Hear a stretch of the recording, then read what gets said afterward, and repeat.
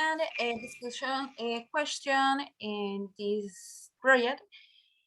And the question number one is, what did you like the most about this blog? Mention first thing. Okay, in my opinion, the first thing I liked the most about this blog was it taught me how to write didactic materials to teach. The number two is I really enjoyed creating fun and play materials for the students. The three is I was also pleased to note that there are many different ways to teach through video, audio, games, etc. And finally, I was very pleased to note that we are capable of creating educational materials for any age of student. And you, Paola, what do you like the most about this blog? Mention first thing. What I like the most about the project were the techniques and activities that we found to do a better job as a future teachers. What did you learn about the content about doing a blog? I learned about the creative responsibility, structure, and organization. And the number three, when I am teacher, I will use the techniques already investigated from this project for a better learning and the creativity to use these didactic materials. And you, Yarlene, what do you like the most about this blog? Mention first thing, please. And what we like about this work was their creativity. They prefer the choice of materials and especially the organization with which they did it.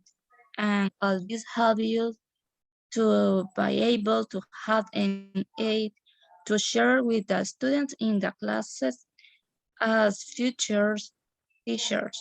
And the materials that they chose are the way mainly to have fun while learning and another way that we can interact with others and tools for bonds or friendship and even remove the fear of some children. Okay, the next question is, what did you learn about the content and about doing a blog? Mention first things too. Okay, in my personal opinion, the first thing that I had to learn when joining this project was the content that was a didactic material how to do it. The two, I also learning that it's necessary to prepare myself for it to give a good knowledge to my students. The three I learned in my personal opinion, I was also able to learn that it's necessary to learn correctly the pronunciation of words for students to have a correct knowledge of English, of course. And finally, I learning that there are various sources to find fun and especially education teaching ideas. And you, Paula, what do you learn about the content and about doing a blog mention for a thing? As I said before, the organization, the structure, and the content is very interesting. So as I said before, the organization and the structure is the most important. And about the question number three, when I'm teacher, I useful the didactic material for improvement the classes in the classroom. So that's it. And you, Darlene, what did you learn about the content and about doing a blog? After having evaluated and made our own content about didactic material, we learning that they can be of great help when teaching or learning another language, and that these didactic materials help you to identify, prepare, classify, and establish similarity and difference, and solve problems about a topic in class. In this way, we learning that use the materials offer students the possibility of manipulation, investigation, discovering, observing, and at the same time exercise the practice of coexistence rules and the development of values such as cooperation, solidarity, respect, tolerance, and so on.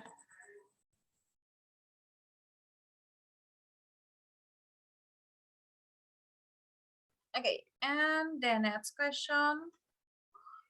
What will you use about this project when you become a teacher? Mention two things. Okay, in my opinion, I will definitely use this project a future teacher.